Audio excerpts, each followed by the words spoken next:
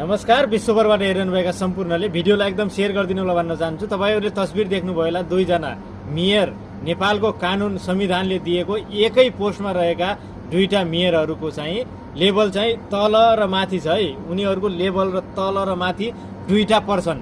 अब यिनी को पर्छ तल माथि भन्ने कुरा चाहिँ अन्तिमसम्म तपाईँहरूले भिडियो हेर्नुपर्ने हुन्छ। एकजना मेयर जो बोलिराख्छन्, उनी मिडियामा पनि बोल्छन्, जनतासँग हिँड्छन्, शरम गर्छन्, ढुङ्गा बोक्छन्, बाल्लो कुट्छन्, ढुङ्गा कुट्छन्। यिनीहरूको आफ्नै शैली छ, यिनी जनतासँग रुझेरै उनी हिँडिरहेका हुन्छन्।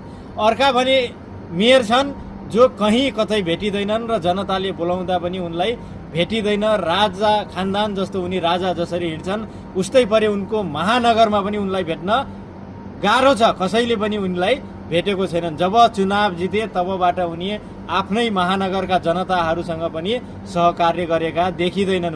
उनीको आफ्नै लेभल छ, उनी आफ्नै तालमा मस्त रहन्छन्। तर जनताले जब जीएनजीको आन्दोलन भयो, यति भाइ बहिनाहरूको ज्यान गयो, तब पनि यिनी जीएनजी भाइ बहिनाले बालेन शाहलाई रोजिरहेका थिए। तर बालेन शाह कहीँ कतै पनि आएनन् र उनलाई सम्बोधन पनि गरेनन्।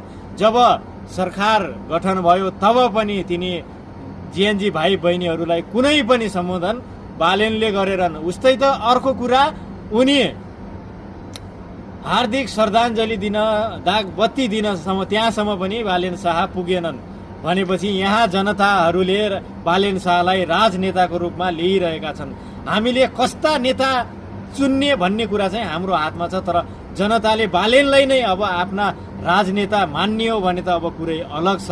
तर हर्क र बालेनको लेभल चाहिँ अलिकति डिफ्रेन्ट छ, किनकि हर्क भनेको सिधा बोल्ने र जनतासँग सधैँ घुल्ने मान्छे, तर बालेन भने चाहिँ कहीँ कतै जनतासँग घुलमिल नगर्न सक्ने र कुराकानी नगर्न सक्नेमा पर्छन्। अब तपाईँहरू भन्नुहोस्, तपाईँहरूलाई चाहिएको नेता कस्तो? यस्तै हो, यस्तै स्वभाव भएको, राज स्वभाव भएको, राणा जस्ता स्वभाव भएका नेताहरू चाहिएको हो, या त हर्क जस्ता सर्वसाधारणसँग हिँडेर डोल गर्ने, आफ्ना जनताहरूका समस्या सुन्ने मान्छे तपाईँहरूलाई मनपर्छ? यो तपाईँहरूको धारणा भन्न सक्नुहुनेछ। मैले त जो देखेँ त्यही भन्ने हो, किनकि म कुनै पनि कसैलाई विरोध गर्न चाहँदैन। होलान् बालेन शाह, राम्रै होलान्, जनताका मर्म बुझ्लान्। तर यो अवधि 3-4 सालको अवधिमा बालेन शाहले जनतासँग साक्षात्कार गरेको मैले कहीँ देखिनँ, जनताको सम्बोधन गरेको कहीँ देखिनँ। मात्र स्ट्याटसको भरमा यो राजनीति गर्न सकिँदैन। अब बालेन शाहले नयाँ पार्टी खोल्ने र हर्क